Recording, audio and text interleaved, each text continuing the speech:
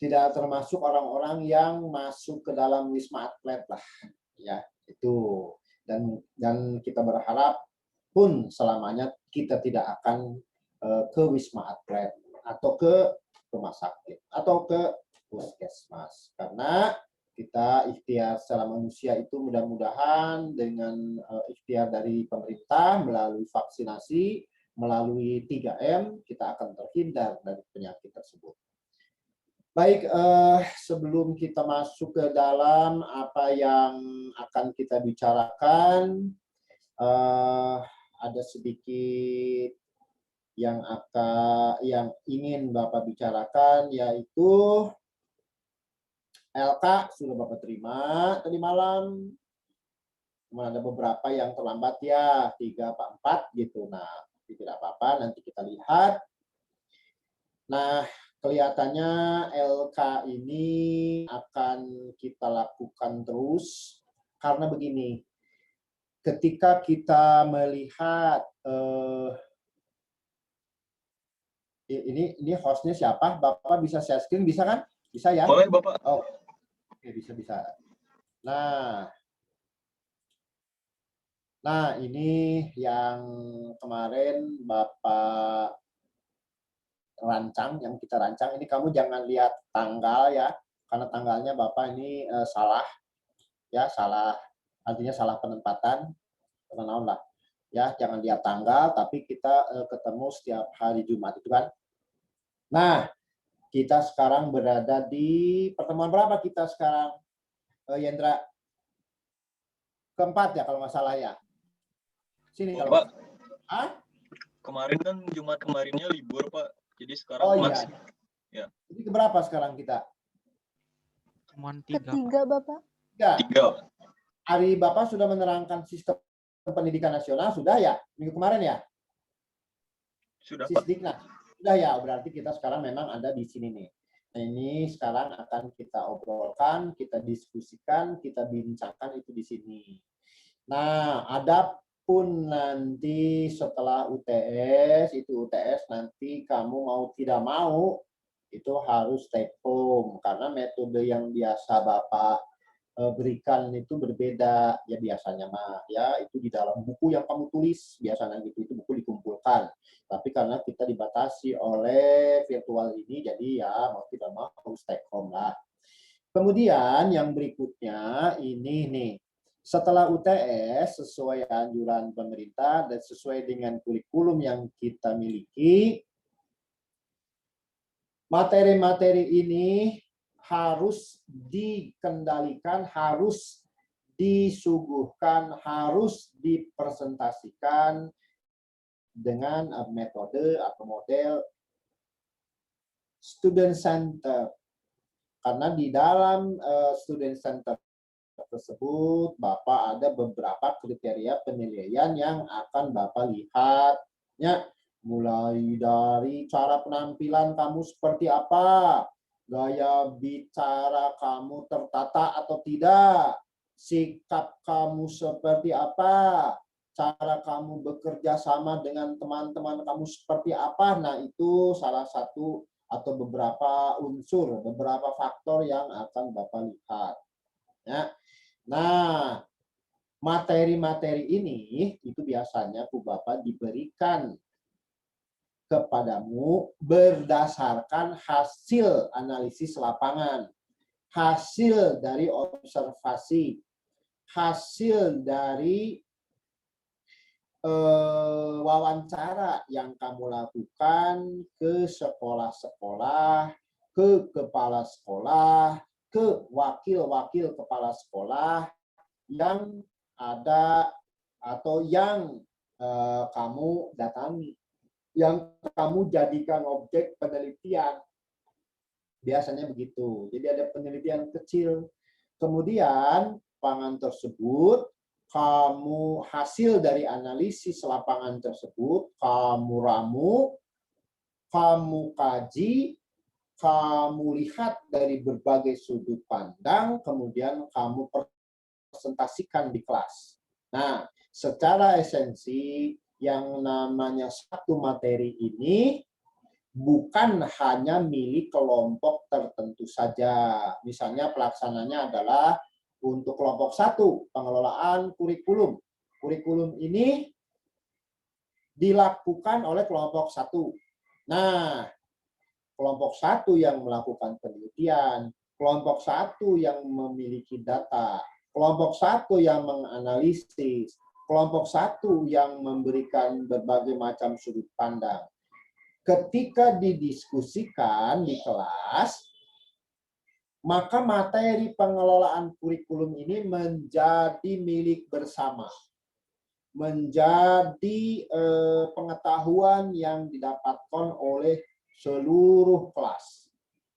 Jadi tidak mutlak dimiliki oleh satu kelompok saja, tapi kelompok A, kelompok B, kelompok C, kelompok D pun harus tahu seperti apa pengelolaan kurikulum itu. Jadi hakikatnya adalah satu materi ini dimiliki oleh semua. Satu materi ini adalah hak dari semuanya satu kelas ini untuk tahu. Satu materi ini harus paham semua satu kelas. Dipresentasikan ke usaha ku kelompok 1 gitu. Begitupun seterusnya. Untuk pengelolaan peserta didik yang melakukan penelitian adalah kelompok 2, dia ke sekolah mana, dianalisis datanya, diwawancarai kepala sekolahnya, diobservasi KBM dan sekolahnya, dan lain sebagainya, sehingga dia mendapatkan data untuk kemudian dipresentasikan, di-share. Ya, pengetahuannya tuh di-share, pengalamannya tuh di-share sama teman-temannya. Sehingga teman-teman secara keseluruhan itu tahu bagaimana pengelolaan peserta didik diterapkan di sekolah. Oke, begitu seterusnya. Nah, ini materi-materi ini biasanya Bapak diberikan dari hasil penelitian kecil, ya, hasil dari observasi ke sekolah. Tetapi karena memang kami dilarang untuk melepas kamu keluar kampus, jadi untuk materi diskusi coba kamu lihat, browsing saja di internet. Di internet itu, tapi kalau kamu bisa lihat, bisa cari, itu yang berupa studi kasus. Ya, studi kasus aja seperti apa. Karena kita ke lapangan tidak boleh. Ya, itu akan beresiko tinggi. Oleh karena itu cari di internet saja, diskusikan yang berupa studi kasus. Ya, Bapak tidak memaksakan. Kalaupun memang ada studi kasus, kamu buat studi kasus, tapi kalau tidak pun, karena susah misalnya, kamu tidak ada misalnya datanya, ya sudahlah. Ya. Yang penting bagaimana cara mengelola pengelolaan kurikulum ini, karena pada hakikatnya dalam materi ini kamu sudah diberikan materi, secara teori konsep, dan kamu lihat di lapangan seperti apa. Apakah ada gap? Apakah tidak ada gap? Apakah ada sesuatu yang harus dibicarakan? Atau tidak sesuai dengan apa yang ada, baik dari sudut kebijakannya, pelaksanaannya, dan lain sebagainya. Itu semua didapatkan dari hasil analisis lapangan. Tetapi karena kita tidak boleh ke lapangan, maka kamu lakukan melalui studi kasus dengan observasi di internet saja. Ya, di internet saja. Gitu. Nah, ini ya, sudah ya. Nah, ini coba difoto dulu, difoto. Tanggalnya kamu abaikan. Ini Bapak lupa mengisikannya. Ya, difoto aja lah ya, untuk pengelolaan peserta didik, pendidikan terus berikan, sarana, pembiayaan, humas. Nah, ini. Ya, ini materi-materi yang akan kamu presentasikan setelah UTS. Oke, untuk UAS seperti biasa, kamu sudah terbiasa dengan CBT ya, nanti juga ada, dan itu sama satu UPI-nya, CBT-nya. Oh iya, kalau kamu dengar ada teriakan-teriakan kecil, itu anak Bapak yang sedang Zoom juga, karena dia pun tidak boleh kemana-mana. Ya, tidak boleh, apalagi ke lapangan, ya tidak boleh. Jadi di rumah semua mengikuti anjuran pemerintah. Ya, gurunya yang datang melalui komputer. Baik, itu jadinya itu. Kemudian kamu juga tadi kemarin sudah di apa namanya diwanti-wanti untuk selalu mengkaji literatur, ya, mengkaji literatur. Kemudian LK juga salah satu faktor untuk mengasah kemampuan kamu sebagai konsekuensi dari kamu adalah seorang akademisi. Dari akademisi setiap langkah itu harus didasari oleh yang namanya teori konsep. Ngomong A itu harus ada dasar, teori konsepnya apa. Ngomong B itu teori konsepnya harus jelas. Dari mana, siapa yang ngomong, teorinya apa, dan sebagainya. Ya, ketika kamu melangkah masuk ke kelas pun kamu harus dicari suatu dasar. Ya, tidak sabulang bentor. Ya, untuk sangeunah nak henteu kumaha urang. Ya, tapi semua juga ada aturan yang pada esensinya adalah aturannya esensinya adalah mensejahterakan kita loh, melindungi kita di aturan. Oke, ya. Ini Bapak ngomong sendiri atau ada yang dengerin? Pada ada nggak? Bapak. Ada, Ada. Pak. Bapak. Just ngecek, just cek ya. Oke. Bapak yakin dan percaya. Tadi jam 7 kamu ada kuliah? Iya, Iya, Bapak. Bapak. Ada, Pak. Ada. Oh, oke lah. Kuliah saha? Dari FAK. Padin Wahyudin. Padin Wahyudin. Oke. Kurikulum kan? Ya. Iya, Bapak. Nah, tapi ya apa-apa. Oke, Bapak cuma ngecek aja karena Bapak mah suka gede-gede ya, suka main-main, suka ngobrol-ngobrol, suka apa namanya, ya nggak terlalu serius lah ya. Makanya juga kalau misalnya kamu mau sambil ngopi-ngopi, sambil makan keripik, mangga silakan. Tapi kalau bisa tuh yang laki-laki, kalau ada yang masih merokok, laki-laki biasanya sok ngarokok tak ya. Stop dulu smokingnya, stop dulu ngerokok, ngopi wae heula jeung Bapak di sini. Oke, kita lanjut ke ini sudah ya. Oke, sampai di sini apakah sebelumnya ada yang mau kamu tanyakan sebelumnya pada pertemuan-pertemuan kita sebelumnya atau tidak? Atau lanjut aja dulu? Lanjut dulu aja, Pak. Lanjut, Pak. Kita tidak dibatasi waktu ya, Hendra. Santai ya. Dibatasi waktu. Hari Zoom ti Prodi mau dibatasi waktu, meureun. Oh iya, Bapak. Zoom-nya premium. Oke. Oke, kita lanjut. Ini adalah sesuai dengan apa yang akan kita bahas pada saat ini adalah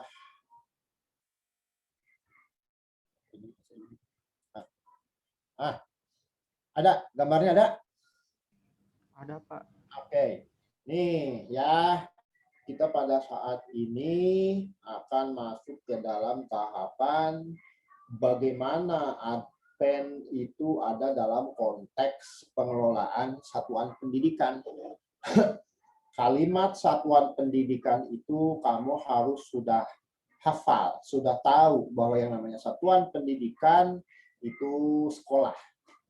Ya, satuan pendidikan teh bahasa undang-undang, bahasa kebijakan, bahasa dari pemerintah itu satuan pendidikan.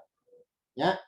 Nah, ini yang akan kita bicarakan dan setiap kegiatan yang kita laksanakan secara formal, baik kamu sebagai guru melaksanakan KBM di kelas, sebagai pesertanya adalah peserta didik, difasilitasi oleh sarana yang ada, diberikan kesejahteraan, diberikan jam mengajarnya, diberikan kurikulumnya, seluruh unsur pendidikan itu memiliki suatu landasan hukum, nyata undang-undang kita. yang dinamakan Undang-Undang Sistem Pendidikan Nasional Nomor 20 Tahun 2003. Ya, itu adalah undang-undang kita, undang-undang pendidikan yang menjadi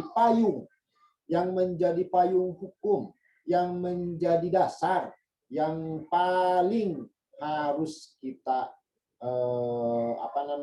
yang harus kita junjung, yang karena dengan undang-undang tersebut kita dilindungi, kita disejahterakan, kita diberikan pelayanan, kita diberikan suatu fasilitas oleh pemerintah melalui Undang-Undang Sistem Pendidikan Nasional. Dari sistem pendidikan nasional ini diturunkan menjadi berbagai macam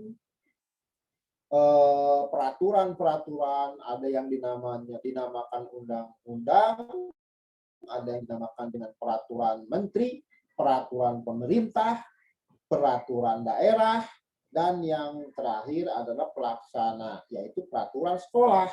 Ya, nah itu semua peraturan-peraturan itu pada hakikatnya adalah mensejahterakan kita, melindungi kita. Ya, oke. Nah, asasnya apa? Ada keadilan, kesejahteraan, keadilan, pemerataan, dan keadilan mutu. Karena sesuai dengan apa yang sudah kita bicarakan minggu kemarin, kalau kita bicara sistem pendidikan nasional atau administrasi pendidikan secara makro, itu kita tidak melihat peserta didik itu berada di mana. Dia berada di Papua, ya, berada di Aceh pedalaman, berada di Sulawesi Barat yang di dalam, atau di Sumatera yang di pedalaman. Itu semua namanya anak Indonesia. Ketika masuk kelas, namanya peserta didik, memiliki hak dan kewajiban yang sama dengan mereka yang memiliki domisili di Jakarta, di Bandung, di Surabaya, atau di Sulawesi, di Makassar, ya, atau di Subang. Semua memiliki hak yang sama, ya, dan kewajiban yang sama. Karena kita bicaranya Indonesia, skopnya sistem pendidikan nasional Indonesia, ya. Oke, nah kemudian komponen adalah peraturannya, penyelenggaraannya, seperti yang sudah kita cerita, penyelenggara di pendidikan, ya, itu ada di pusat, ada di daerah, ada di provinsi, ada di kota, ada di kabupaten, ya, untuk penyelenggara. Sementara pembina itu hanya ada satu, yaitu di Kementerian, ya, di Jakarta. Oke, nah, jangankan hanya hak dan kewajiban seluruh anak Indonesia saja, tapi dari standar fasilitas pun harus sama. Pengelolaan pun harus sama.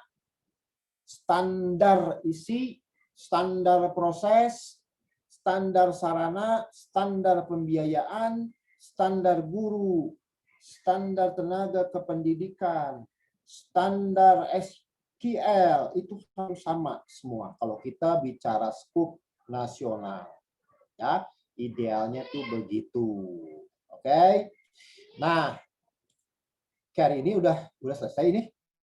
Yang ini skup Bapak di stop. Kenapa, Pak? Itu yang Microsoft Word-nya hilang. Masih di PowerPoint, Pak? Masih ada. Nah, sekarang Udah hilang, Bapak? Sekarang hilang. Hilang di sini. Nah, sekarang kita di PowerPoint aja. Ada? PowerPoint-nya ada? Hilang, Hilang, Bapak. Pak. Hilang, Pak. Belum ada. Sebentar. Nah.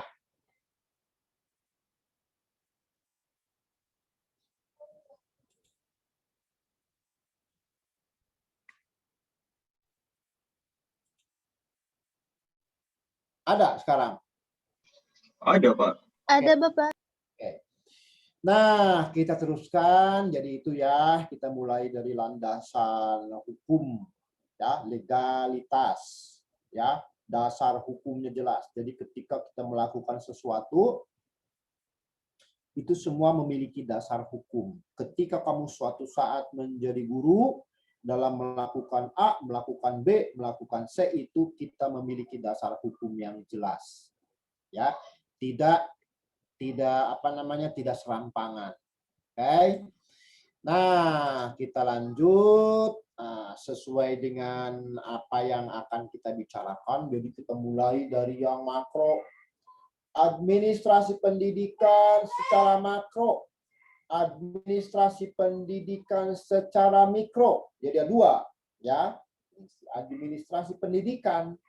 Administrasi pendidikan secara makro adalah bagaimana kita melihat, mengelola, memanage, mengadministrasikan mulai dari seperti yang sudah kita bicarakan minggu kemarin.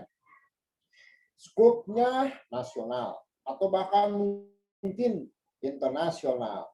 Bagaimana pendidikan itu dikelola? Mulai dari pembina, Kemdikbud, ada yang sudah kita bahas, ada Mas Menteri, ada divisi Litbang, ada divisi kurikulum, divisi buku, divisi penelitian, dan lain sebagainya. Itu ada di Kemdikbud. Itu kita pelajari.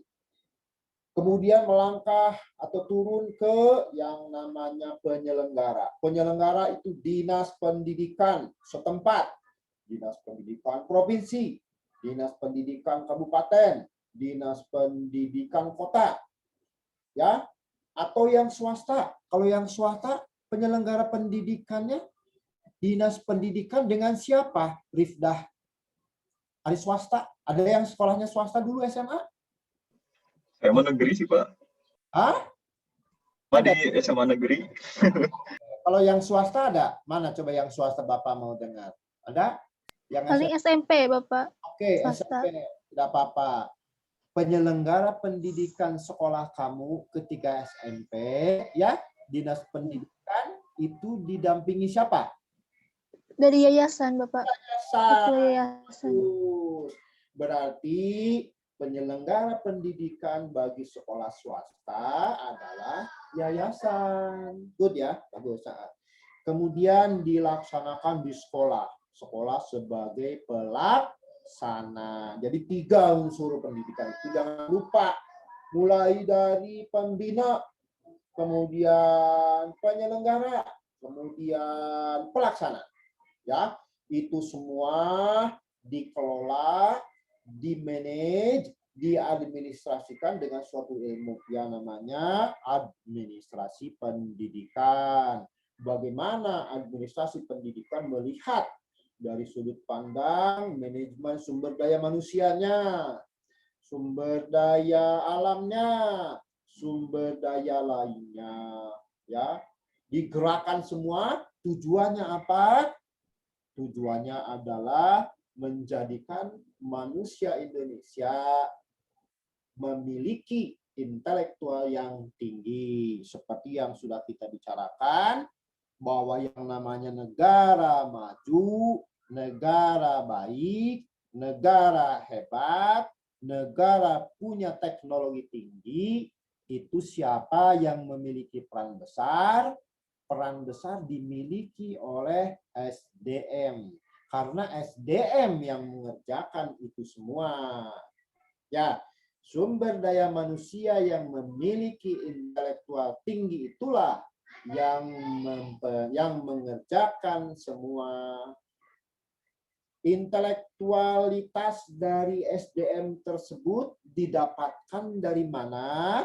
Dulu pernah kita bahas, didapatkan dari pendidikan. Pendidikan intinya apa? Core bisnis dari pendidikan apa? Kamu bilang adalah KBM. Oke, kegiatan belajar mengajar yang berperan besar ya di dalam melaksanakan KBM sehingga tercipta KBM berkualitas dan akan menghasilkan peserta didik yang memiliki kualitas diperan besarkan oleh Guru. Guru. guru yang harus memiliki kualitas. Sementara yang namanya guru itu manusia.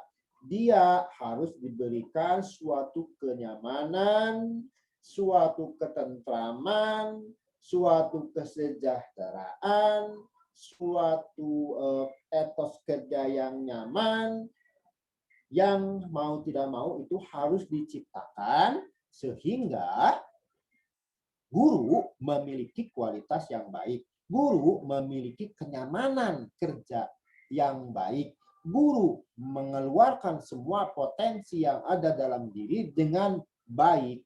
Sehingga tercipta kualitas dalam KBM yang baik yang akan menghasilkan output, yang akan menghasilkan siswa, yang akan menghasilkan peserta didik yang berkualitas. Sehingga diharapkan akan menciptakan peserta didik yang memiliki intelektual tinggi yang akan membangun negara dan akan membangun dirinya sendiri beserta keluarganya gitu. Jadi pendidikan itu memiliki dua fungsi ya. Bapak sudah ceritakan. Ketika dia menjadi seseorang yang memiliki intelektual tinggi, peserta didik itu mengikuti jenjang sampai ke yang diharapkan dan memiliki intelektual tinggi, dia akan memiliki dua peluang, dia akan memiliki dua kegunaan dari pendidikan. Satu, untuk negaranya, karena dengan intelektual tinggi dia akan memberikan masukan ke negara, baik berupa intelektualnya, baik berupa hasil dari kesejahteraan yang didapatkan oleh perusahaan yang akan meningkatkan per kapita negaranya, dan bagi diri dan keluarganya, bagi istrinya, bagi anak-anaknya, bagi keluarganya. Nah, jadi dua pendidikan teh. Oke. Nah, kita kembali ke apa itu administrasi pendidikan. Jadi administrasi pendidikan secara makro itu adalah bagaimana administrasi pendidikan melihat atau suatu ilmu yang melihat dari sudut pandang bagaimana mengelola, bagaimana mengoptimalkan sumber daya, bagaimana kerjasama dilakukan dengan mengerahkan seluruh sumber daya sehingga tercapai apa yang ditujukan, sehingga tercapai tujuannya secara efektif dan efisien. Sekali lagi, efektif dan efisien. Efektif secara tepat guna, ya, tepat orangnya, tepat yang dia lakukan, tepat sesuai dengan apa yang dia ahlikan, sesuai dengan apa yang dia kerjakan, dan sehingga efisiensi itu tercipta secara efisien, efektif, and efisien. Ya, oke.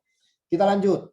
Nah, karena administrasi pendidikan itu memiliki dua fungsi, secara makro, ya, makro itu besar, makro besar, mendunia. Bagaimana kita melihat pendidikan makro? Tadi kita sudah bicarakan, ada pembinanya, penyelenggaranya, pelaksana.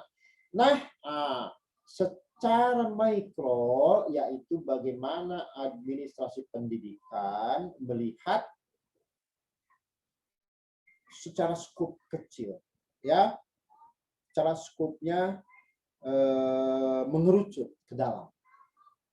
Dalam hal ini kita akan berbicara bagaimana administrasi pendidikan itu adalah melihat kerjasama, melihat dari sudut pandang kerjasama dengan mengoptimalkan seluruh sumber daya yang ada demi pencapaian tujuan secara efektif dan efisien di dalam bagaimana kita melayani, bagaimana kita memberikan fasilitas, bagaimana kita memberikan pelayanan kepada guru dan peserta didik, kepada guru dan siswa, kepada guru dan murid.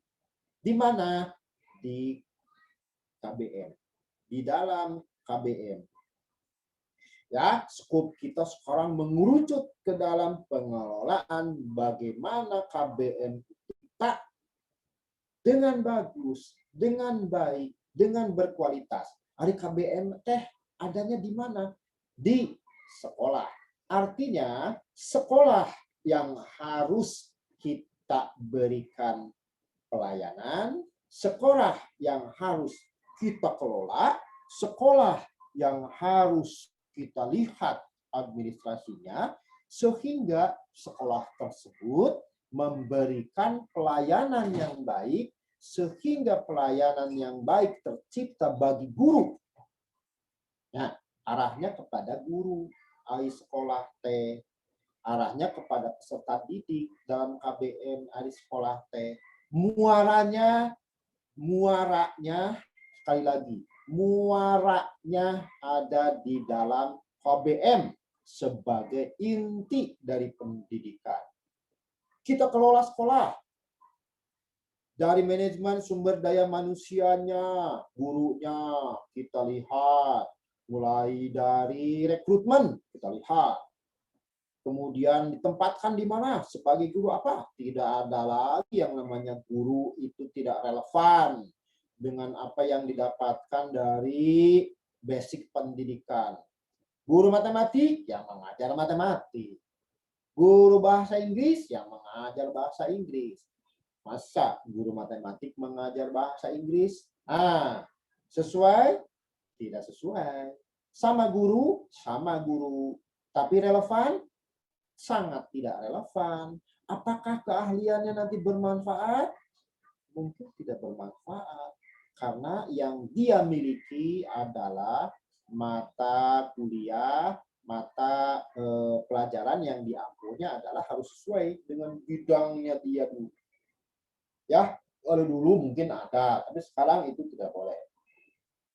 Bagaimana kita, yang kedua, bagaimana kita melihat dari sudut pandang pengoptimalan sumber daya. Komputer boleh, komputer dual core yang paling canggih saat ini. Ya, bisa beli tuh. Sekarang juga bisa beli. Ya, uang mah dari mana? Pinjam dulu ke bank, gadeken ya, apa itu motor kayak atau mobil dan sebagainya. Dapatlah komputer. Tapi siapa yang mau melaksanakan? Apakah guru tersebut mampu dengan fasilitas yang paling canggih tersebut atau tidak? Nah, kalau tidak mampu, ya syukur kalau mampu. Artinya komputer tersebut dapat dioptimalkan kemampuannya. Tapi kalau yang pengendali utamanya dalam manusia tersebut tidak memiliki keahlian di dalam komputer, ya sama juga bohong lah. Bohong berarti lebar atuh. Ya, nah itu namanya tidak efektif. Kemudian hasil dari pembelian komputer harganya kan mahal tuh. Artinya pemborosan atuh. Kalau pemborosan kan artinya sekolah memberikan atau mengeluarkan uang yang tidak sedikit, ya, tapi tidak bisa dipakai, lebarnya. Nah, itu tidak efisien gitu. Jadi kalau kita lihat dari berbagai sudut pandang, sudut manajemen, ya, ada sudut tadi MSDM ya, kemudian bagaimana sumber daya tersebut dioptimalkan cara kerjanya. Nah, kemudian dari berbagai macam sumber daya tersebut, bagaimana bekerja sama dengan membuat etos kerja yang baik, membuat kenyamanan bekerja, membuat kekeluargaan yang jelas, membuat semua itu merasa saudara sehingga etos kerja terjadi, dan memberikan loyalitas yang tinggi dari guru, dari MSDM, dari manusia. Nah, ketika dia sejahtera, dia merasa nyaman, maka dia akan mengeluarkan seluruh potensi yang ada dalam dirinya. Potensinya apa? Kemampuan mengajar. Seperti kamu juga mungkin nanti akan mengeluarkan potensi. Ya, ketika kamu merasa tenang, di tempat kerja, merasa nyaman di tempat kerja, merasa lingkungan mendukung di tempat kerja, sehingga kamu mengeluarkan potensinya. Tapi ketika kamu merasa tidak nyaman, tidak disejahterakan, kamu mungkin nanti akan berupaya mencari jalan bagaimana caranya mendapatkan kesejahteraan yang layak. Misalnya kamu sering banyak mendengar ada guru yang memiliki 2 tempat mengajar misalnya. Itu tidak salah. Tapi kalau misalnya ada jam pelajaran yang tabrakan, nah itu yang menjadi masalah. Ya. Oke. Nah, kita kembali. Jadi administrasi pendidikan itu memiliki 2 fungsi. Makro dan mikro. Kalau makro itu secara nasional, kalau mikro itu bagaimana kita melihat, mengelola, mengadministrasikan, memanage sekolah. Kenapa sekolah? Karena sekolah adalah pelayan masyarakat, fasilitas masyarakat. Jadi, bagaimana cara kita memfasilitasi guru dan peserta didik? Bagaimana kita memberikan pelayanan kepada guru dan peserta didik, ya, pada siswa. Oke, nah kita mulai dari sana. Kita melihat pendidikan kita itu ada beberapa, ya. Sebelum kita masuk ke sekolah, kita lihat bahwa di Indonesia itu memiliki jalur, ada jenjang, dan ada jenis. Ya, nah, jalur pendidikan. Apa itu jalur pendidikan? Jalur pendidikan itu ada yang namanya formal, non-formal, informal. Ya, seperti yang sudah kamu lalui beberapa tahun yang lalu, kamu mengikuti ada mulai dari PAUD, ya, kemudian masuk TK, masuk SD, masuk SMP, masuk SMA, dan sekarang masuk kampus. Di dalam perjalanan akademik kamu, ya, dalam perjalanan akademik kamu memasuki apa yang dinamakan dengan jalur formal. Ketika kamu masuk SD, itu di sana ada tempat belajar, ada sekolah, ada kelas, ada guru, ya. Kemudian dites hula, kudu itu hula, kudu iya hula, dan lain sebagainya. Ya. Kemudian ketika kamu di kelas, kamu juga mengikuti materi-materi yang sudah dijadwalkan, sudah diberikan, tapi berdasarkan kemampuan kamu. Ya. Nah, kayak yang namanya apa itu?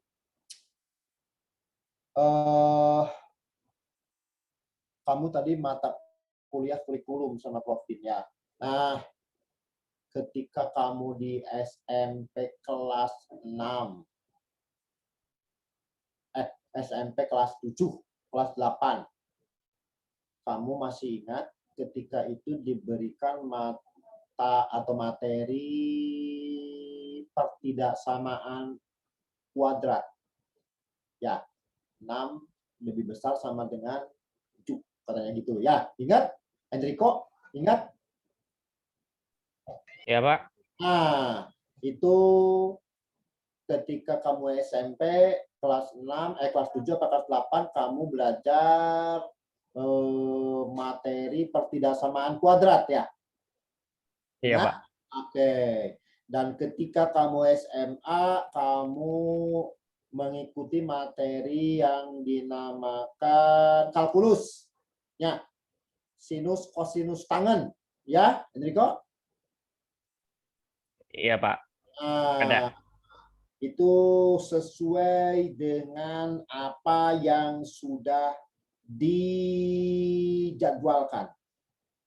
Guru kamu waktu itu guru kamu datang ke kelas mengajarkan kamu dengan membawa apa itu? Dwi, dia membawa apa kalau guru ke kelas? Dwi Fitria, Bapak. dia ke kelas membawa apa tuh? Guru tersebut ke kelas bawa apa? Bawa Jangan bilang bawa tas kamu, ya. Bilang bawa buku bahan ajar sama beberapa alat prakteknya, Bapak. Oke. Nah, buku bahan ajar itu kenapa dia bawa ke kelas? Kenapa? Coba, jangan takut salah kamu coba. Hah? Agar buat nanti panduan dalam mengajarkannya kepada siswa, Pak. Oke. Sekarang jangan ditutup dulu. Nah, panduan itu ya dia buat kapan?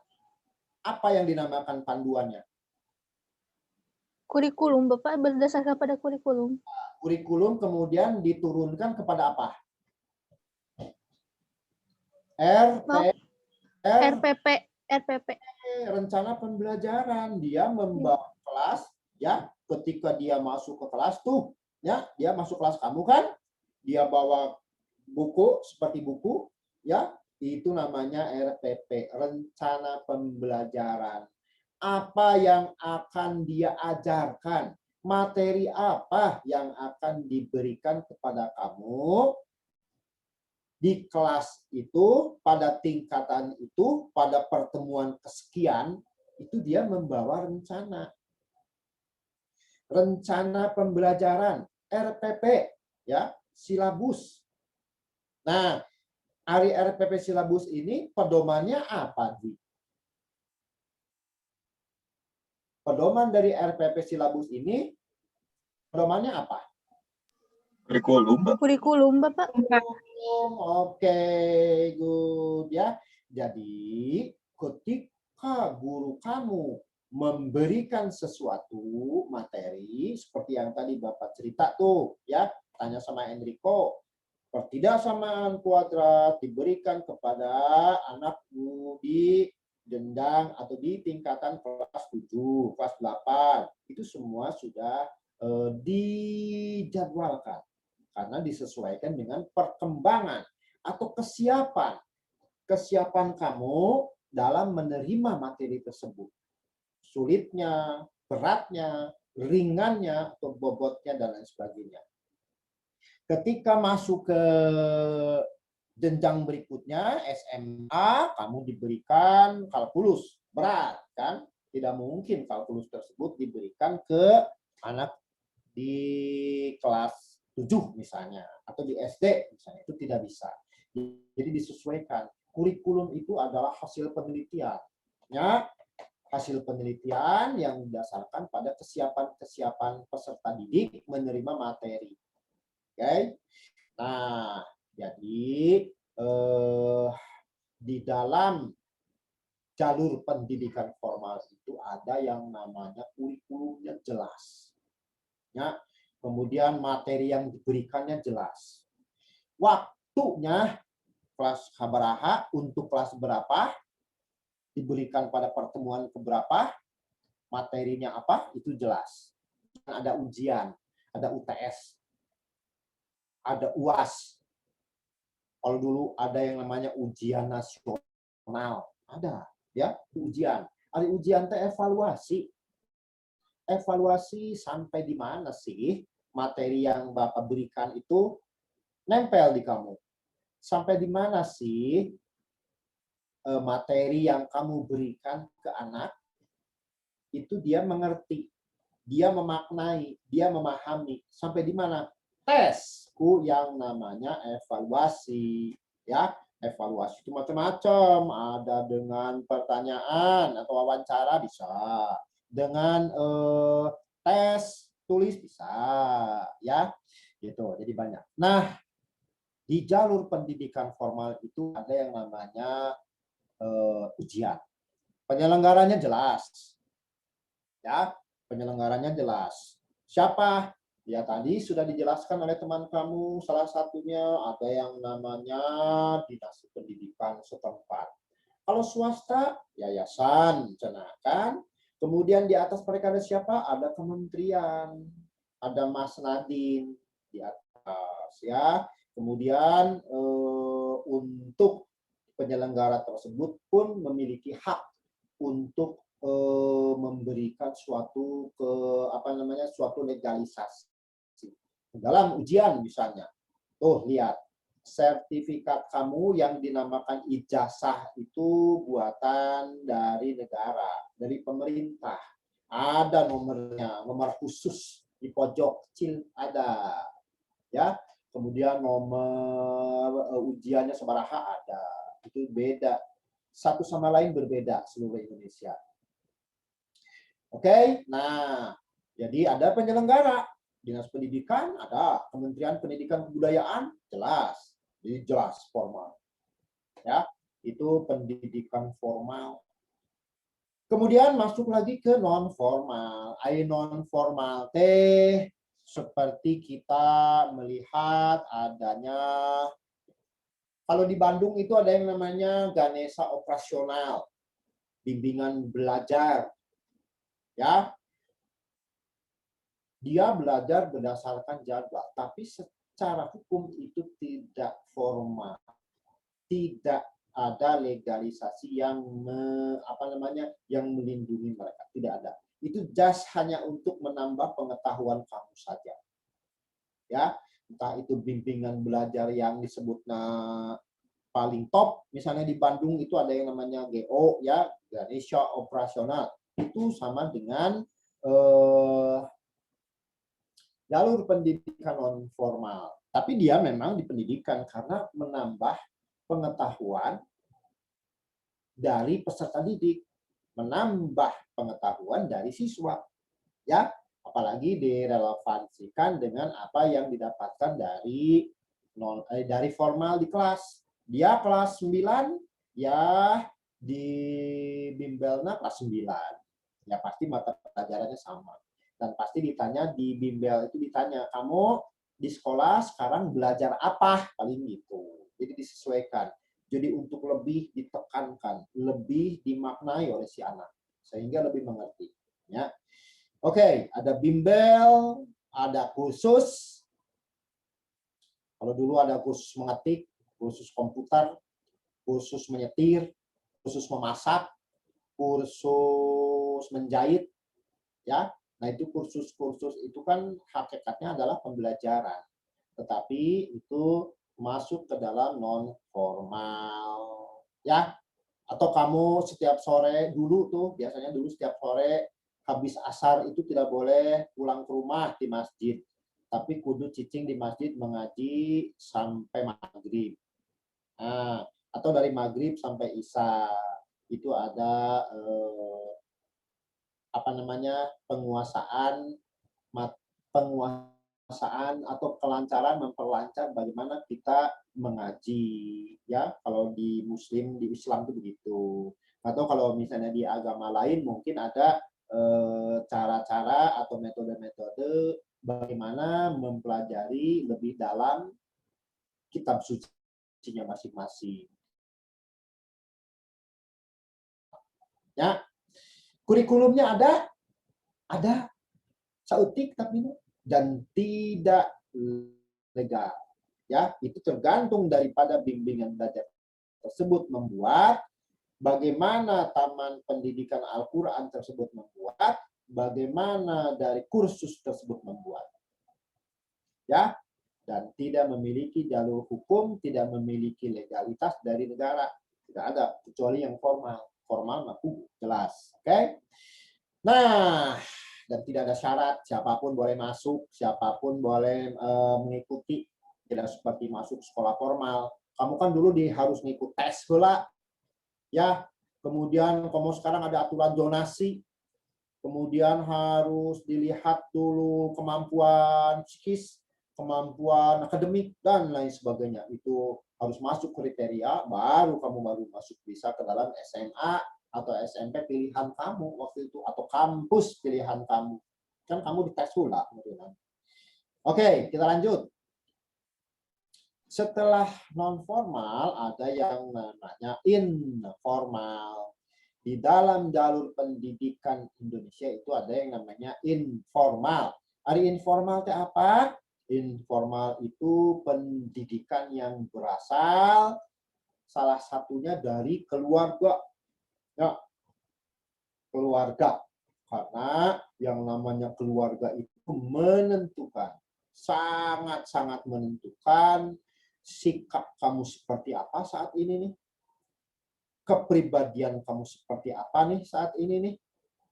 Akademiknya kamu itu sangat didominasi oleh motivasi keluarga ya. Kalau tidak ada motivasi, tidak ada dorongan, itu sangat mustahil ya, baik secara sadar maupun secara tidak sadar. Itu ada dorongan ya.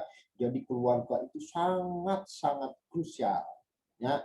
Kamu memiliki etika, memiliki sikap, itu didapatkan dari didikan keluarga. Ya, kamu menghargai orang tua. Kamu kalau ketemu sama orang tua itu salim, misalnya salim, tahu salim, salam, ya, cium tangan. Ketemu guru itu cium tangan. Ketemu sama teman sejawat itu friend, ya.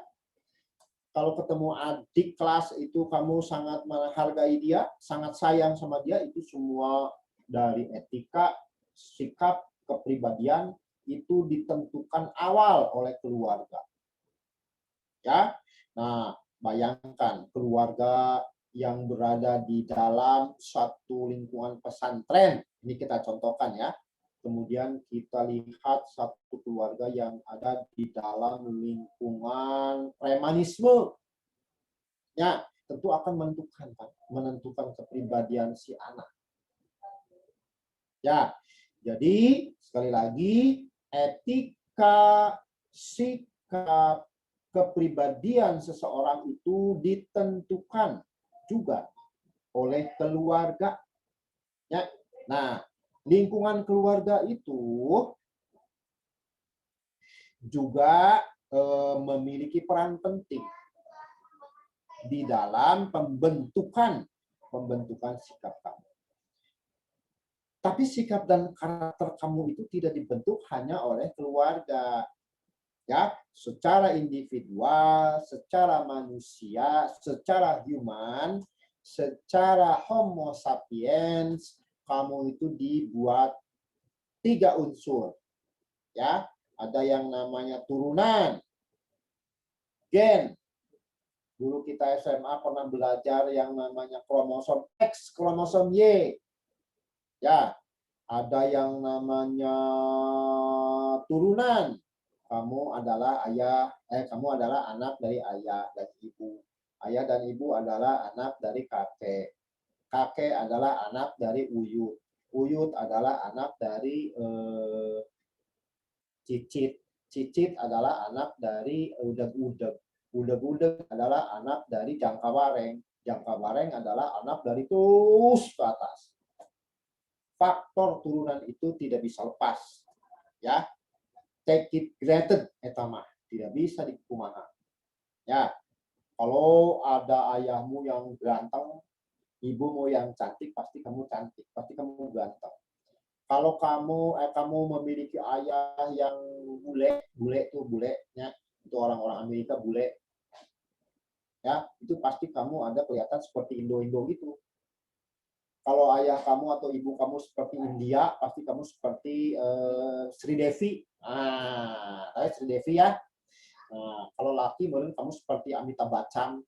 Ya, karena mau tidak mau ke atas. Kromosom X, kromosom Y. Oke, nah setelah turunan itu pribadi kamu juga ditentukan yang namanya gizi. Gizi ibu kamu, ibu itu punya ASI eksklusif apa tidak selama 2 tahun. Kalau 2 tahun itu akan menjadikan si anak itu sangat baik kesehatannya, fisiknya, mentalnya, ya. Tapi kita lihat kalau yang kita setelah setahun misalnya atau 1 semester 6 bulan misalnya hanya 6 bulan ASI eksklusifnya, ASInya itu sisanya adalah susu mo gitu ya. Nah itu akan berbeda karakter nanti di suatu saat. Oleh karena itu, bagi ibu-ibu terutama, coba kalau bisa usahakan dengan ASI eksklusif 2 tahun. Ya, Banyak cara sekarang, ada obatnya, katup lah, itulah, inilah. Ya. Oke, yang berikutnya adalah pembentuk pribadi sifat kamu. Salah satunya itu gizi makanan, sudah ya. Kemudian yang berikutnya adalah lingkungan sudah. Kemudian diet. Jadi 3 faktor itu. Nah, pendidikan informal itu didapatkan dari salah satunya keluarga. Etika, attitude, sikap, bagaimana menghargai manusia, bagaimana kita melihat orang tua, itu harus dihormati, disayangi, itu berasal dari keluarga. Kita lihat kalau misalnya orang yang memang memiliki etika baik, memiliki sikap yang bagus, itu kita lihat keluarganya. Pasti dia berasal dari keluarga yang bagus. Tapi kalau kita melihat ada yang etikanya kurang bagus, kemudian sikapnya bagus, mungkin didikan keluarga, didikan awalnya itu begitu. Ya. Dan masa-masa penentuan bagi anak itu biasanya dinamakan the golden age. Ketika bayi berusia, ketika anak berusia 4 sampai 6. Perilaku orang tua, perilaku siapapun ke anak itu akan membentuk kepribadiannya kelak. Oke, jadi hati-hati. Jangan perilakukan anak seperti apa, tapi kasihani itu adalah amanah. Sayangi, kemudian arahkan, bimbing mereka sesuai dengan apa yang diharuskan atau ditujukan atau bagaimana seharusnya. Oke? Nah, 3, formal, non formal, informal. Atau sekarang di dalam informal itu sedang trending topik, sedang viral disebutnya homeschooling, ya. Nah, Bapak sampai saat ini belum tahu homeschooling itu apakah mendapat ijazah seperti kamu atau tidak, wallahu a'lam. Nanti kita lihat saja perkembangannya. Oke? Nah, setelah jalur, kita masuk ke yang namanya jenjang. Jenjang pendidikan. Ya. Jenjang pendidikan. Ada yang namanya dasar dan menengah. Ya. Dan ada tinggi. Jika hari pendidikan dasar, ya, pendidikan dasar, gimana? Sebentar. Pendidikan dasar, susah. Bentar ya.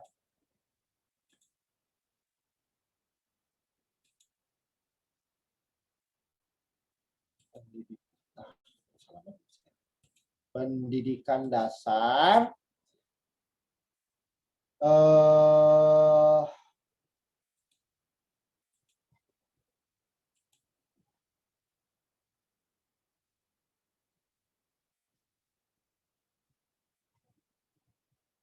sebentar ya.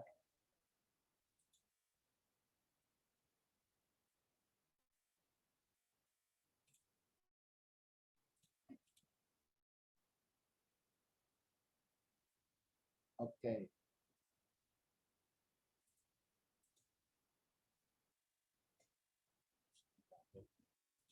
Pendidikan dasar. Putri, mana Putri? Ada Putri? Putri, ada Putri?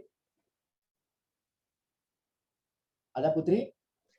Ya ada 2, Pak. Apa? Putrinya ada 2. Ada 2. Putri Salma, mana Putri Salma? Bapak mau dengar suaranya? Ya, Bapak. Oke, Salma, Bapak Ya. mau dengar. Kamu jawab ya. Kamu salah itu apa? Nggak ada yang salah, nggak ada yang benar kok ya. Ya, Pak.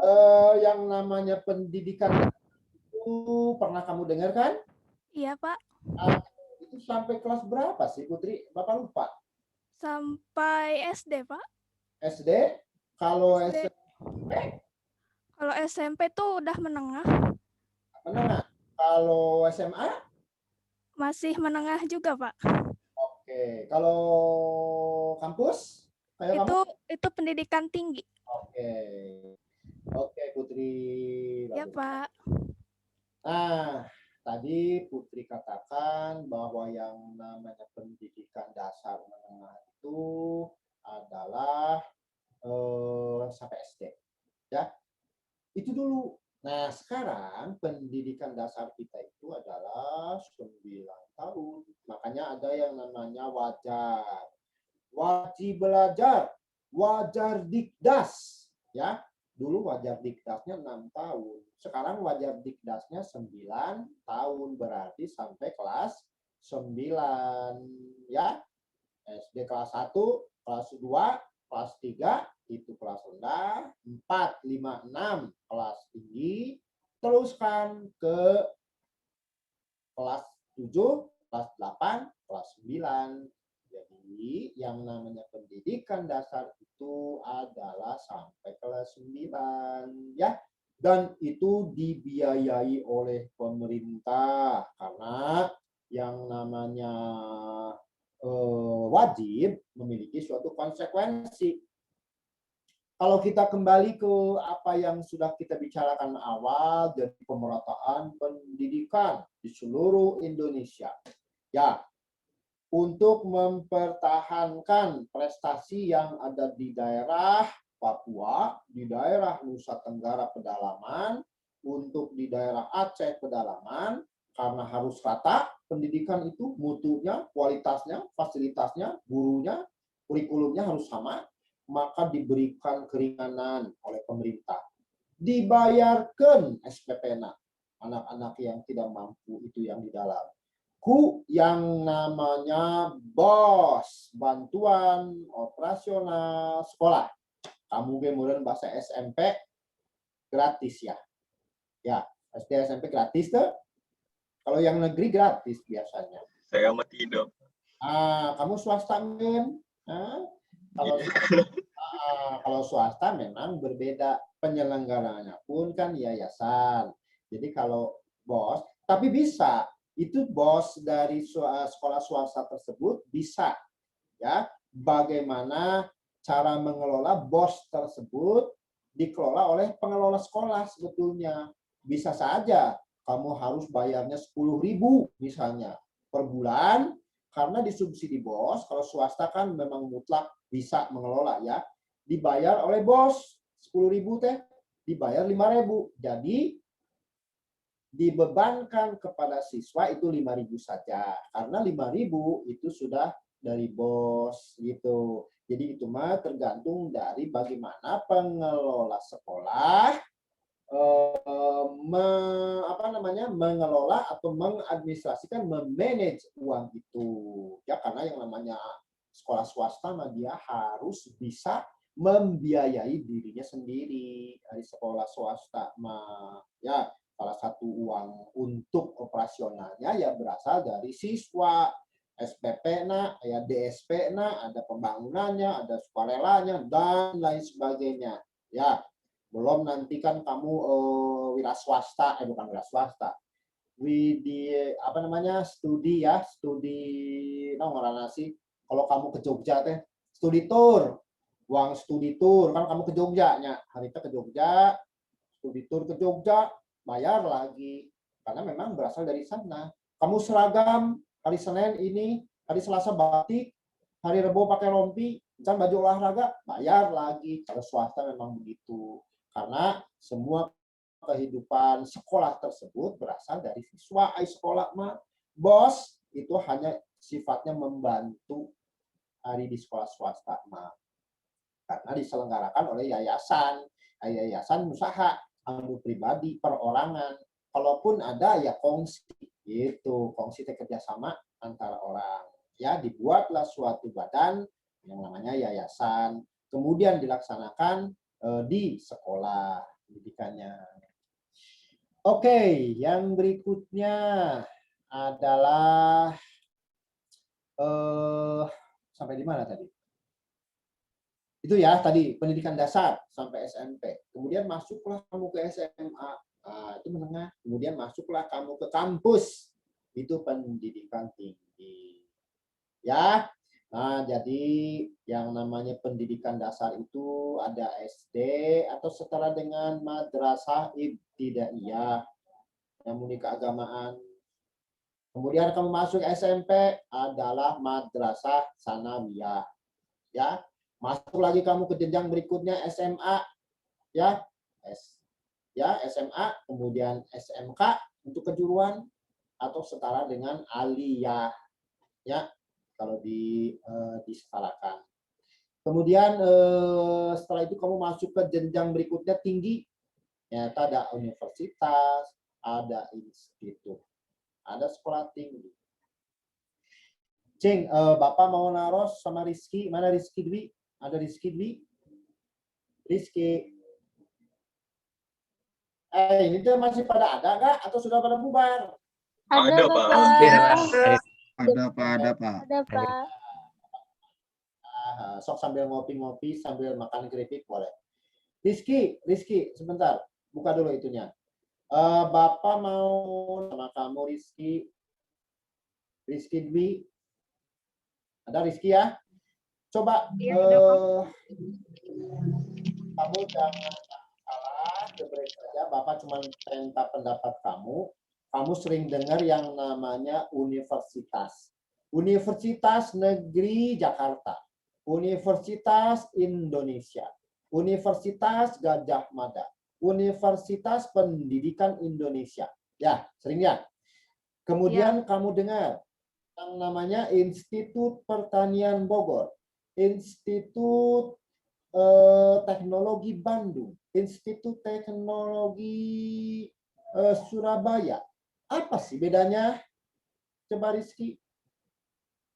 Nggak apa-apa kamu nggak tahu salah, nggak ada yang salah. Pendapat kamu aja.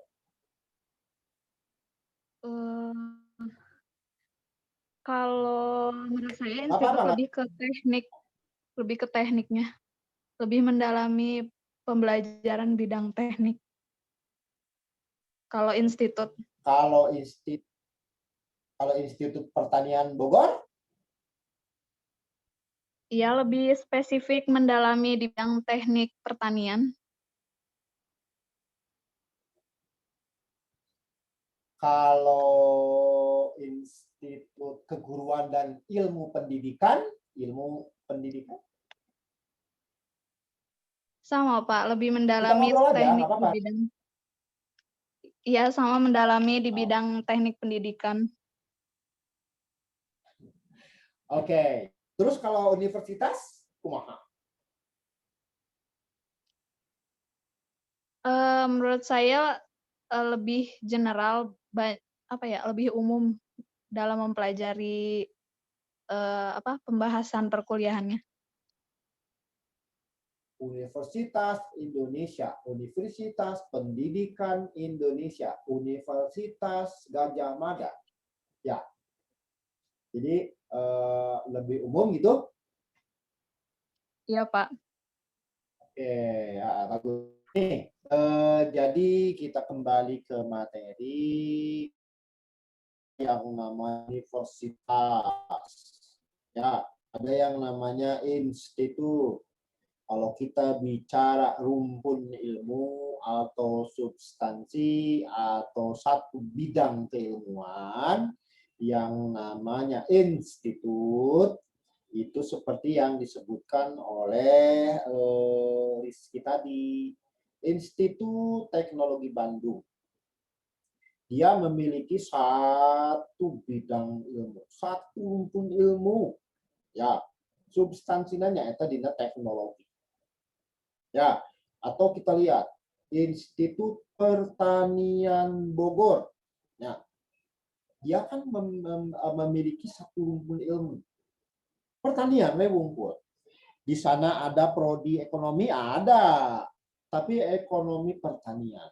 Ada sosial, prodi sosial, ada sosial pertanian. Ya, jadi pertanian itu dilihat dari sudut pandang ekonominya, dilihat dari sudut pandang sosialnya, dilihat dari sudut pandang teknologinya, dan yang utama di sana adalah pertaniannya. Jadi suatu pun, oke, ITB. Nah, ITB, Institut Teknologi Bandung. Dia memiliki rumpun ilmu di bidang teknologi. Di sana itu yang menjadi ilmu utama adalah teknologi. Sementara ilmu-ilmu yang lain itu melihat ilmu tersebut dari sudut pandang ekonomi. Ekonomi dalam teknologi.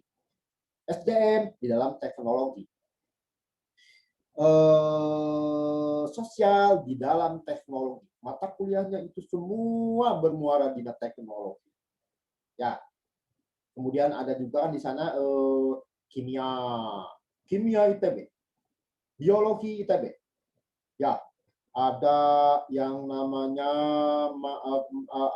prodi atau jurusan-jurusan geologi ITB. Nah, itu jurusan geologi dilihat dari sudut teknologi atau melakukan penelitian dengan teknologi gitu. Ya. Nah, kemudian dia ITB Bandung karena dia berada di kota Bandung. ITS karena dia berada di kota Surabaya. Bogor berada di kota Bogor. Ada kamu yang rumahnya di Bogor, nah kamu sering jalan-jalan ke sana. Itu di sana ada di daerah Dramaga. Ya, ada yang dari Bogor? Ada yang dari Bogor tuh? Mana yang dari Bogor? Tidak ada. Oke. Tidak ya. Nggak apa-apa. Kalau di sana ada Dramaga, kampusnya di sana. Kalau Bapak pernah lewat naik angkot itu lewat ke istana. Banyak uncal di sana ya. Uncal itu rusak. Ya, kamu kasih makan gitu dari luar pagar bisa. Itu ke sini ke Ranca Upas itu banyak uncal di Ranca Upas. Ya. Oke. Nah, itu bedanya universitas dan institut. Hari diketuainya usaha, kepalanya siapa? Pak Rektor. Ya, dibantu dengan WR 1, WR 2, WR 3. Ya, mahasiswaan lah, ada sumber daya keuangan lah, ada teknologi lah, ada lain sebagainya. Ya. Oke. Dan berikutnya adalah sekolah tinggi. Sekolah tinggi apa? Coba ada yang mau jawab? Anbar mau jawab coba, apa itu? Apa salah gimana? Sekolah tinggi itu apa, Pak? Ya, Pak. Nah, kamu mau jawab apa itu sekolah tinggi? Apa? Takut salah. Ayo, jawab. Kita ngobrol aja. Nah. Apa itu sekolah tinggi? Itu kayak kamu kan sering dengar ya, sekolah tinggi ilmu ekonomi, sekolah tinggi agama Islam, sekolah tinggi keguruan dan ilmu pendidikan, sekolah tinggi hukum, sekolah tinggi dan lain sebagainya. Apa sih bedanya dengan universitas? Apa tadi? Tadi kan kita sudah bahas. Kalau sekolah tinggi mungkin lebih kayak menjurus gitu, Pak. Kayak misalkan kan sekolah tinggi ilmu ekonomi berarti kayak lebih ke ekonominya gitu. Oke. Bagus. Jadi memang kalau sekolah tinggi itu memiliki satu bidang ilmu ya, dan biasanya yang namanya sekolah tinggi ini swasta biasanya itu swasta, menyelenggarakan oleh swasta. Oke, kemudian ada yang namanya politeknik. Ya, politekniknya apa sih? Warda. Politeknik apa? Atau Nisa? Warda.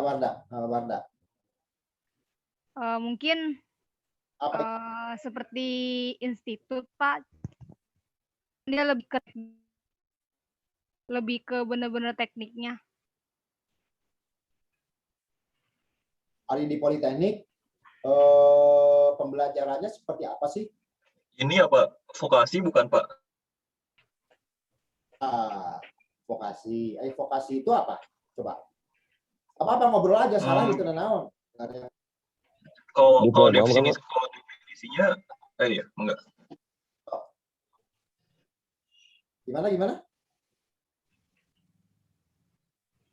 Gimana? Kendra?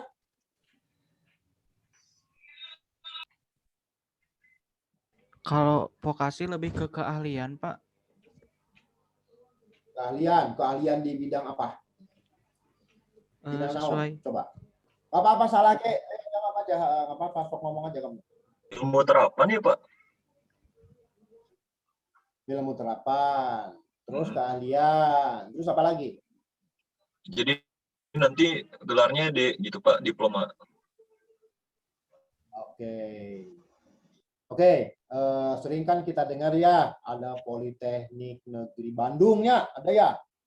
Kemudian yang di Jalan Dago ada Politeknik Manufaktur, ya.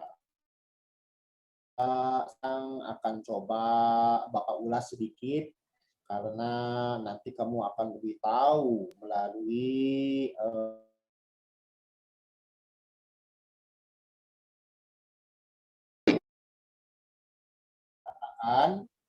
adalah jalur dari vokasi.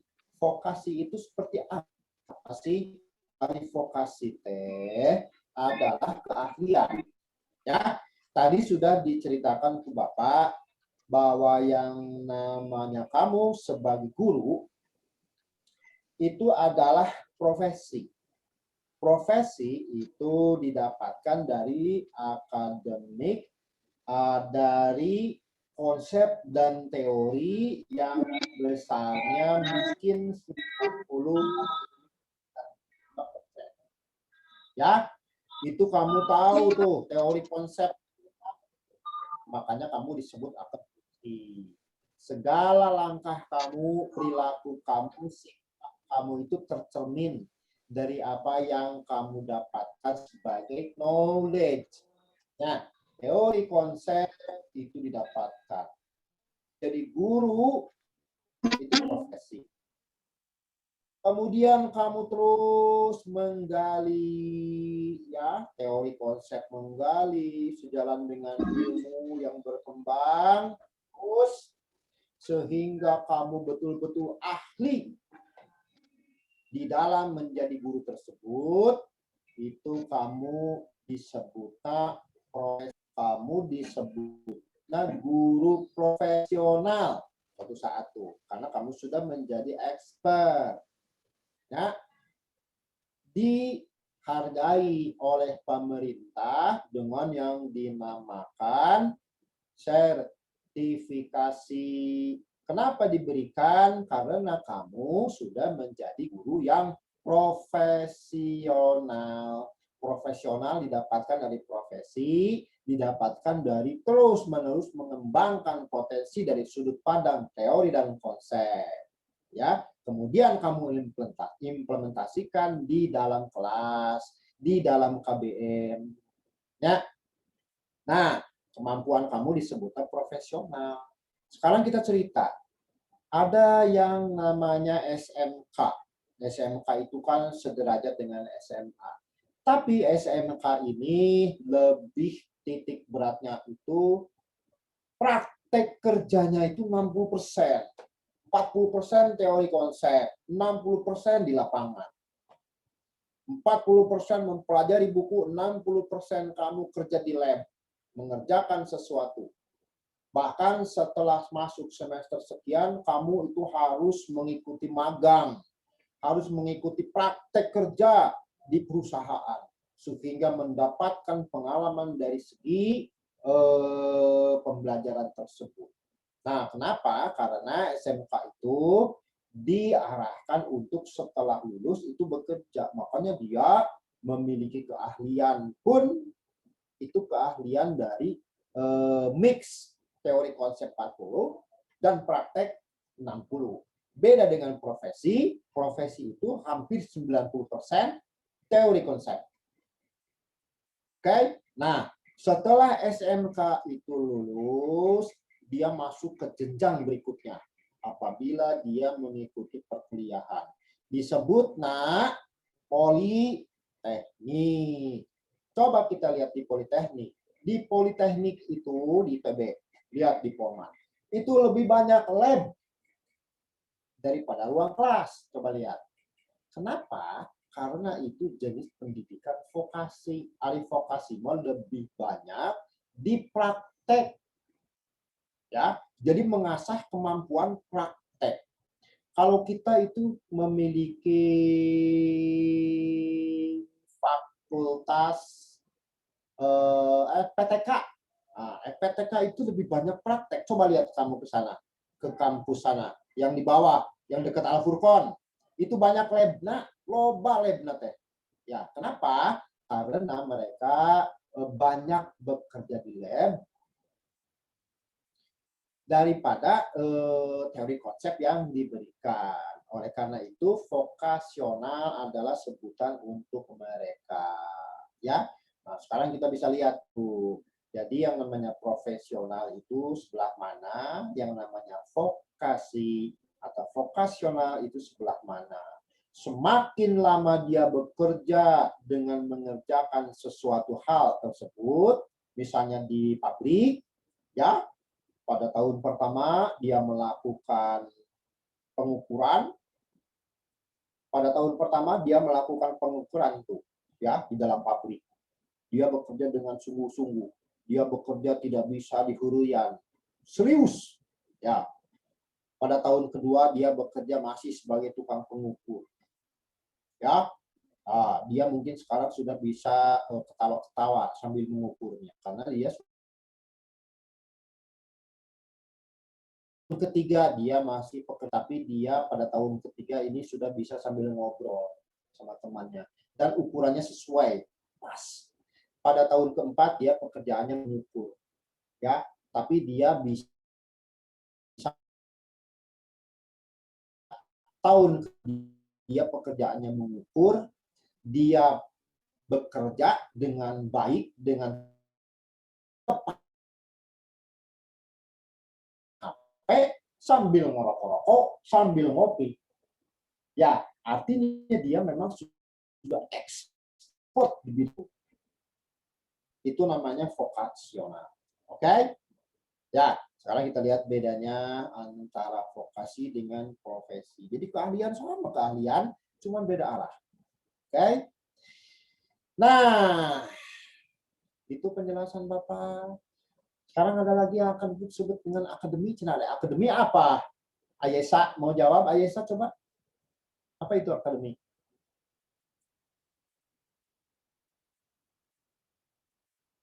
Oke, Ayesa sok. Jangan takut salah. Jawab aja. Nanti kita luruskan. Apa itu akademi?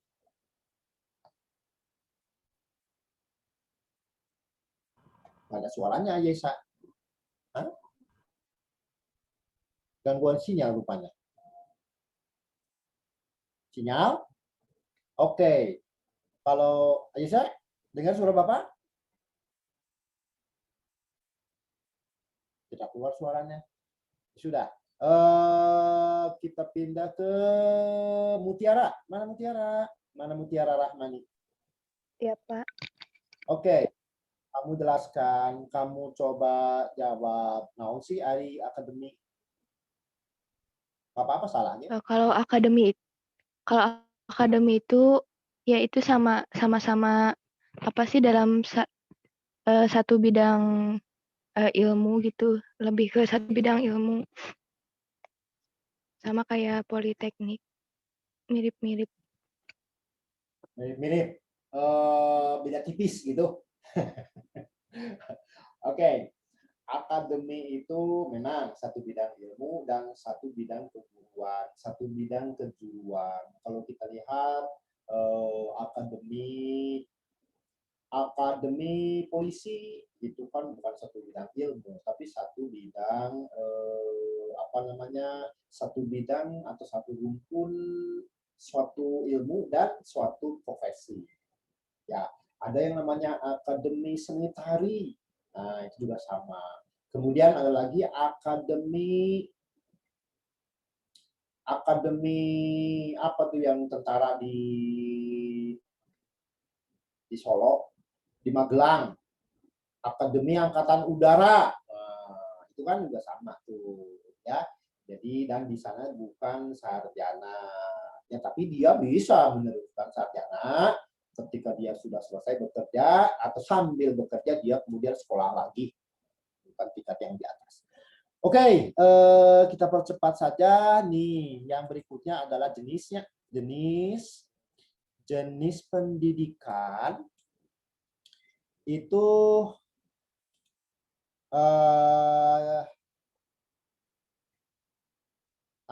ada yang umum, ada kejuruan, ada akademik, ada profesi. Ini jenis-jenisnya berarti ya. Kemudian ada vokasi yang tadi kita ceritakan, ada keagamaan yang tadi kita ceritakan, dan ada yang khusus.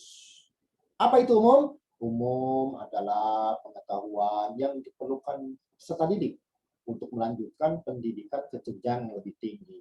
Itu dijenjang. Coba. Dari kelas 8 ke kelas 9 atau kelas 9 ke kelas 10 itu kan masuk SMA tuh. Nah, itu dipersiapkan. Dipersiapkan atau dari TK ke SD itu dipersiapkan. Anak kelas 6 mau ke SMP itu dipersiapkan. Jadi nanti dari tingkat 1, tingkat 2, tingkat 3, tingkat 4, tingkat 5, tingkat 6 terus itu merupakan suatu yang konsisten, yang berkesinambungan, ya, kemampuan mereka, learn mereka yang mereka dapatkan itu terus menerus memiliki suatu konsistensi yang seakan-akan tidak diputuskan, hanya diputuskan oleh jenjang saja. Padahal materi yang diberikan itu sebetulnya sangat berkesinambungan, ya, antara kelas 6 SD dengan kelas 7 SMP itu sangat berkesinambungan. Coba kita lihat, coba kita perhatikan. Cuman pemisahan dari penamaan sekolah, gitu. Ya, kemudian ada kejuruan. Tadi sudah kita bahas, SMK misalnya, atau akademi atau politeknik misalnya, ya. Kemudian secara akademik itu begitu. Coba. Nah, ini yang nanti lompatnya karena profesi, ya. Kemudian secara profesi mempersiapkan setik akan memiliki pekerjaan dengan persyaratan keahlian khusus. Kayak kamu itu profesional, mungkin nah kamu juga kan peserta didik, ya gitu. Kemudian vokasi tadi kita sudah bahas, keahlian terapan, ya. Kemudian dari sudut keagamaan jenisnya ini, ya, mulai dari SD-nya tadi sudah disebutkan, MI, ada CS, ada ALIA, atau yang tingginya itu ada universitas, yang SPAI, dan sebagainya. Nah, ada lagi ini yang namanya sering kita sebut dengan inklusi. Inklusi itu bukan hanya memiliki kekurangan, kita sudah lihat dan kita tidak boleh mendiskreditkan mereka. Mereka juga memiliki hak dan kewajiban sama. Ada yang memiliki keterbatasan dalam berbagai alat indera, ya, baik itu secara mental, ya, itu harus disamaratakan karena mereka adalah sama peserta didik dan warga negara Indonesia, ya. Itu mereka yang memiliki kekurangan, tetapi juga ada yang namanya memiliki kelebihan. Ketika dalam satu kelas kita melihat ada seseorang atau seorang anak yang dalam mata pelajaran tertentu dia sudah selesai dalam waktu 10 menit, sementara waktu yang ditargetkan atau standar itu misalnya 1 jam, dia 10 menit sudah selesai dan minta tugas selanjutnya, tugas berikutnya, nah itu mungkin ada sesuatu kelebihan dalam diri si anak dan harus difasilitasi agar Bapak.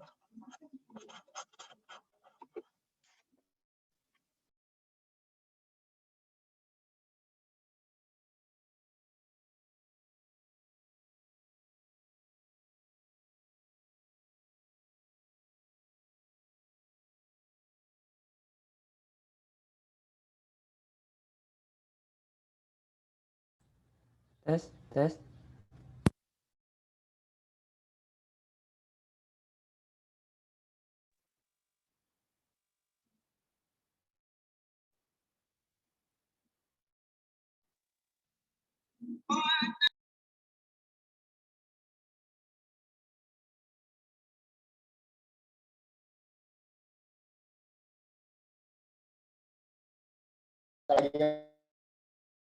Pak, 5 menit lagi lah. 5 menit lagi. Definisi sekolah itu seperti apa?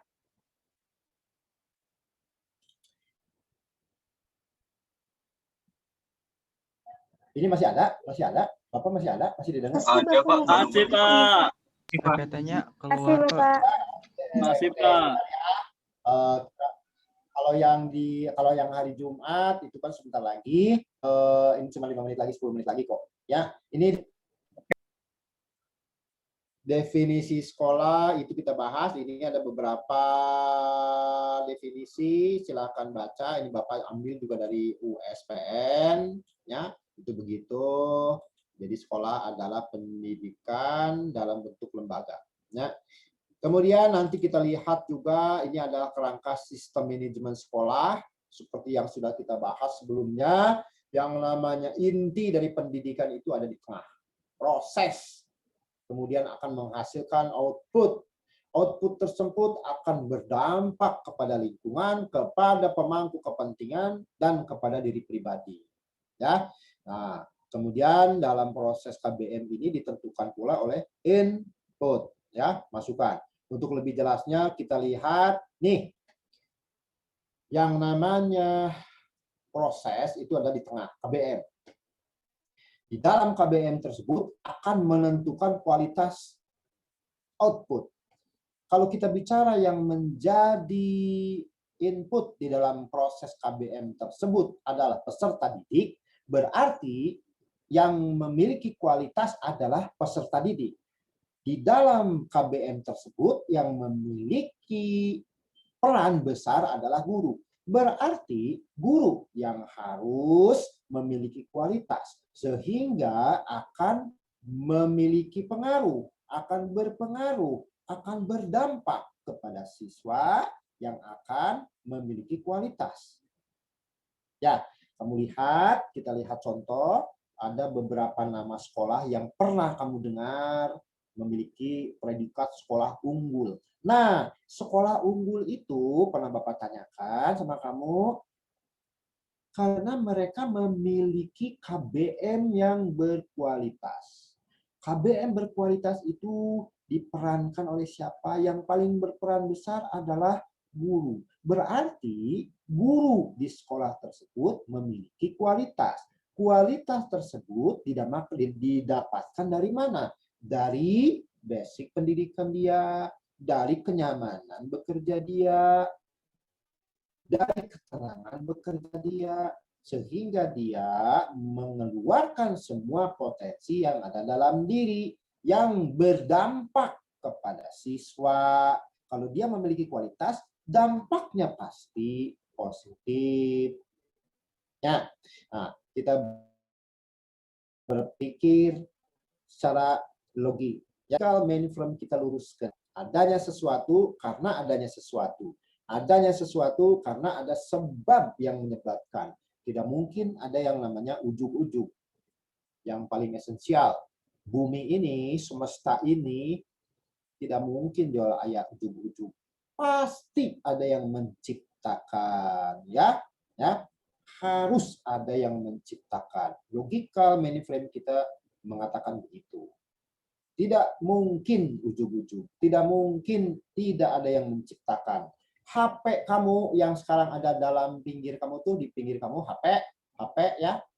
HP itu pasti ada yang menciptakan. Ya, itu efek dari pendidikan tuh. Yang menciptakan HP itu memang orang-orang yang buta huruf. Itu yang menciptakan HP mulai dari mengkonsep, membuat peralatan dan lain sebagainya itu orang-orang yang memiliki intelektual tinggi tuh. Ya, HP tercacakan. Belum kalau kita bicara botol aqua, ini orang pintar semua yang bikin. Efek pendidikan, ya, kacamata, didesain. Ini yang membuat orang-orang yang memiliki pendidikan, semua itu berefek dalam kehidupan pendidikan itu. Ya, pendidikan didapatkan dari mana? Dari KBM berkualitas. Kalau kita bicara negara maju yang pernah kita bahas beberapa waktu yang lalu, Amerika misalnya, Jepang misalnya, mereka maju karena mereka memiliki SDM yang memiliki kualitas tinggi. SDM yang memiliki kualitas intelektual tinggi didapatkan dari mana? Dari pendidikan. Pendidikan didapatkan yang paling intinya apa? Adalah KBM. KBM yang berperan besar siapa? Adalah guru. Berarti sesuai dengan apa yang dikatakan oleh Kaisar Akihito yang pernah Bapak ceritakan, yang harus dinomorsatukan di dalam kemajuan suatu negara adalah guru. Guru teh saha? Ya kamu, guru.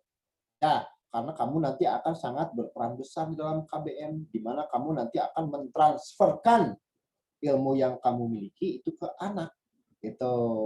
Kualitas kamu menentukan kualitas si anak. Your proses KBM yang dilakukan akan berdampak kepada output. Ya, apalagi kalau anak SD, SMP itu sangat memfigurkan guru, kan? Apa yang dikatakan guru itu selalu benar. Kadang-kadang kata orang tuanya jadi salah. Kadang-kadang guru ditolak guru saya. Nah, di dalam proses ini selalu ada output dan selalu ada input. Itu tidak bisa dipisahkan. Input, proses, output.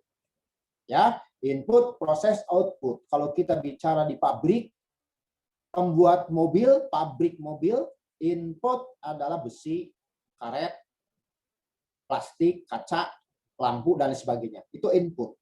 Diproses di dalam pabrik, diukur, dibentuk sesuai desain, dibentuk, diukur, dan sebagainya, dielas, dicat, dan sebagainya, sehingga menghasilkan output yang berkualitas, yang bagus. Mobil tersebut akan bisa memasuki, diterima masyarakat ketika dalam proses ini bagus. Tidak bisa masuk ke masyarakat pun karena proses ininya kurang bagus. Jadi proses ini nih yang paling penting nih. Proses pengecatan, proses pengelasan, proses pengukuran, apakah presisi apa tidak, proses untuk pembuatan, pendesainan, dan sebagainya. Itu dites, dina proses, di pabrik mah. Tapi kalau di pabrik mah berarti yang kita jadikan subjek adalah benda mati. Nah, kita masuk ke sekolah. Tak jauh berbeda cara berpikir kita itu bahwa yang namanya sekolah dibentuk dengan sistem input, proses, output. Okay? Inputnya saha? Ya, anak didik. Inputnya siapa? Siswa. Inputnya siapa? Ada yang dinamakan dengan raw input. Raw input. Raw input itu siapa? Raw input adalah manusia. Human. Jelema. Homo sapiens. Raw input. Kalau kita bicara sekolahnya SMA, berarti raw inputnya adalah anak SMP, alumni SMP. Kalau kita bicara SMP, berarti yang menjadi alumni, yang menjadi input, raw input adalah SD. Anak kelas 6 SD yang lulus, nah itu input kita, itu raw input. Ya, nah kemudian itu yang akan kita proses. Kalau kita bicara kampus, UPI misalnya, itu yang menjadi raw input adalah alumni SMA dan SMK. Ya, nah itu raw input ngerana. Nah, proses KBM ini pun dipengaruhi juga oleh yang namanya instrumental input. Instrumental input itu apa? Ada yang namanya kan KBM mau bisa berjalan lamun tanpa guru. Berarti salah satu faktor yang harus ada dan ikut mempengaruhi adalah guru. Kemudian yang berikutnya adalah fasilitas. Kita tidak bisa belajar tanpa fasilitas. Tanpa ruangan atau sarana. Tanpa ada buku penunjang. Kalau waktu kita sekolah dulu ada yang namanya LKS dan lain sebagainya. Nah, itu salah satu faktor yang mempengaruhi. Ya, buku, kemudian kurikulum. Kurikulum itu harus ada, itu sangat-sangat penting. Ya, kurikulum itu harus ada dan ikut mempengaruhi kualitas proses KBM. Ya, dan lain sebagainya. Banyak sekali faktor. Kemudian ada environmental input yang mempengaruhi dari proses KBM tadi. Selain siswa, alumni, selain guru, buku, dan lain sebagainya, itu dipengaruhi juga oleh yang namanya lingkungan. Lingkungan Poleksosbud. Politik, sosial, ekonomi, budaya, ya, yang ada, atau lingkungan alam, ya, anak akan terlambat datang ke sekolah kalau hujan, macet. Nah, itu pengaruh lingkungan. Anak tidak akan pergi ke sekolah kalau misalnya di negara kita sedang terjadi demonstrasi misalnya. Ya. Nah, itu politik, ekonomi, sosial, budaya itu akan mempengaruhi jalannya KBM. Jalannya proses KBM yang berkualitas. Nah, itu cara berpikir kita. Input, proses, output. Selalu ada input, selalu diproses dengan bagus, dan pasti menghasilkan sesuatu. Hasil tidak akan mengkhianati proses. Kan sering dengar kamu tuh. Atau sebaliknya, proses tidak akan mengkhianati hasil. Output itu akan baik jika prosesnya baik. Output itu akan kurang baik apabila prosesnya kurang baik. Nah, output itu adalah akibat.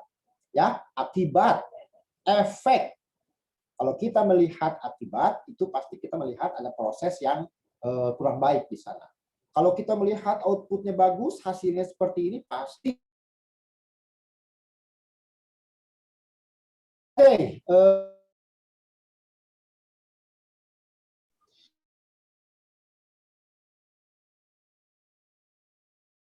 Setengah di sini dulu.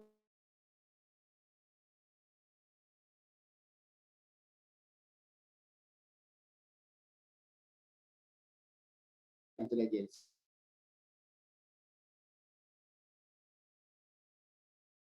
Maaf ya, tidak akan membuka pertanyaan karena katanya tadi Bapak sudah lewat setengah jam. Oke, nggak apa-apa ya, Bapak kalau sudah bicara ya begitulah. Ya, terus ngecaprak 4 jam 5 jam. Ya, Pak. Oke, Bapak harapkan kamu tidak bosan ketika Bapak bicara. Ya, Pak. Dan kamu kan tadi sudah dibilangin bawa kritik, bawa kopi, gitu. Ya. Oke, Yendra, ya, Putri, foto sudah kamu print screen? Foto dulu. Boleh, Pak. Boleh, Pak. Sebentar. Difoto dulu. Oh, sekarang muncul dulu semua. Muncul dulu semua mana? Muncul dulu, mana yang cantik-cantik yang ganteng coba. Muncul. Muncul, kita foto bareng-bareng. Kita selfie. Kita anggap aja ini ada di mana? Di tempat wisata, ya. Coba mana Anbar, Muhammad Rifa, mana Rohma, mana coba Muhammad, Putri, mana Rahma Alifa, coba muncul dulu. Iya, Pak. Nanti kalau mau difoto bilang ya. Oh, muncul. Nanti kita foto bilang. Siapa yang fotonya nih? Boleh, Pak. Sama Foto usaha? sama Yendra ya katanya. Iya, boleh, Pak. Udah siap semua. Arfi boleh, sama Arfi sama Yendra silakan. Sok. Oke. Kasih tahu Bapak tuh biar healthy. Oke, Ya. di slide 1 dulu ya. 3, 2, 1. Oke, sebentar. Lanjut untuk slide kedua. 3, 2, 1. Oke. Ya sudah slide 2 slide. Sudah muncul ya. Oke. Nah, untuk selanjutnya LK nanti menyusul, mungkin hari ini, mungkin besok, santai saja, karena LK ini juga bersifat latihan, kamu kerjakan, dan memang tidak ada toleransi untuk LH. Baik anak-anakku yang Bapak banggakan, Bapak cintai, kita akhiri dengan bacaan hamdalah bagi mereka yang muslim. Mudah-mudahan apa yang kita bicarakan bermanfaat bagi kita, bagi bangsa, bagi negaranya. Tapi yang bagi non-muslim silakan membaca baca doa penutup dari sebuah majelis agar kita mendapat suatu keberkahan. Oke, kita baca hamdalah bersama-sama. Yuk. Alhamdulillahirrahmanirrahim. Anak-anakku tetap semangat, tidak ada prestasi tanpa semangat ya. Kalian selalu sehat, kalian selalu gembira, kalian selalu ceria, dan kalian selalu bahagia ya. Keep positive thinking. Dan Bapak duluan ya. Itu saja mungkin. Bapak duluan. Assalamualaikum warahmatullahi wabarakatuh. Nanti kita ketemu minggu depan. Ya. Waalaikumsalam warahmatullahi wabarakatuh. Waalaikumsalam warahmatullahi wabarakatuh. Terima kasih banyak, Bapak.